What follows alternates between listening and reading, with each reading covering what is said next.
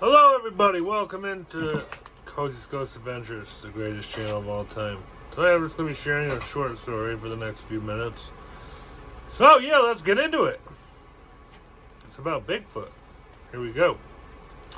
In the deep forests of Virginia, where the trees whispered ancient secrets, Pocahontas wandered alone. She had heard tales of creatures lurking in the shadows. Tales from elders about spirits, both good and evil. But there was one specific tale that she never believed, and that would be the legend of Bigfoot. I can attest to that. If you would have asked me 5 years ago, is Bigfoot real? I would have said absolutely not, but now I know what I know. Continuing this story, on one cold evening, while walking along the river's edge where Bigfoot likes to be, Pocahontas stumbled upon large footprints that just took her back.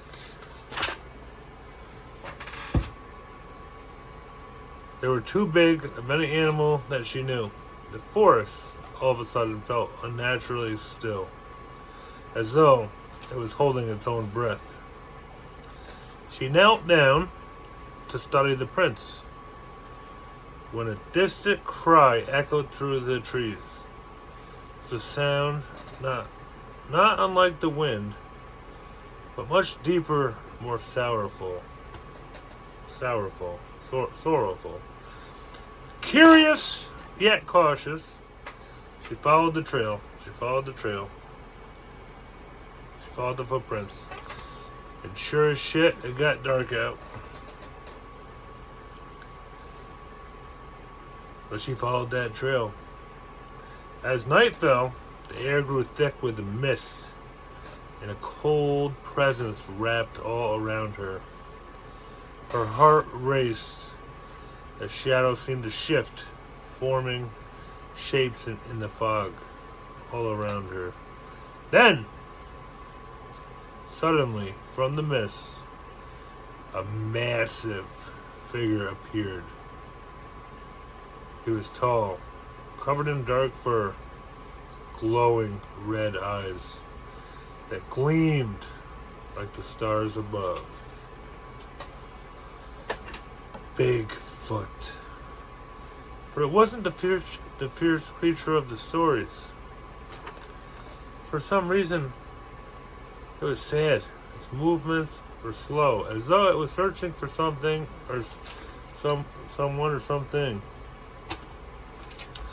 Good old Pocahontas, entranced by the creature's sorrowful eyes, approached it cautiously.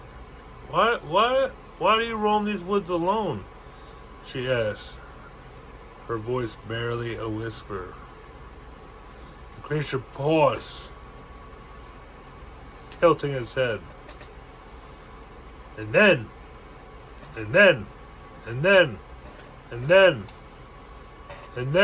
with a deep, rumbling voice, it spoke. I was once a guardian of this land, long before you people came. It said, its voice heavy with the weight of centuries. But I've been lost in time. Forgotten by those who walk these woods. A ghost, a protector of the land, doomed to wander forever. Pocahontas felt a pang of pity. She knelt and spoke words of comfort, ancient and soft.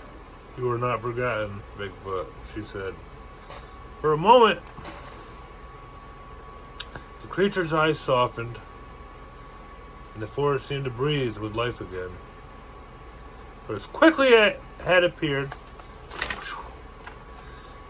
Bigfoot vanished into the mist, leaving Pocahontas alone with just the sound of the river and the trees. Well, guys, from that day on, Pocahontas realized one thing. She had not met a monster, but a lost spirit of the woods. a guardian who would never rest until it was remembered. And so, she would always listen to the whispers of the trees, hoping the spirit of Bigfoot would finally find its peace. There you go. The end!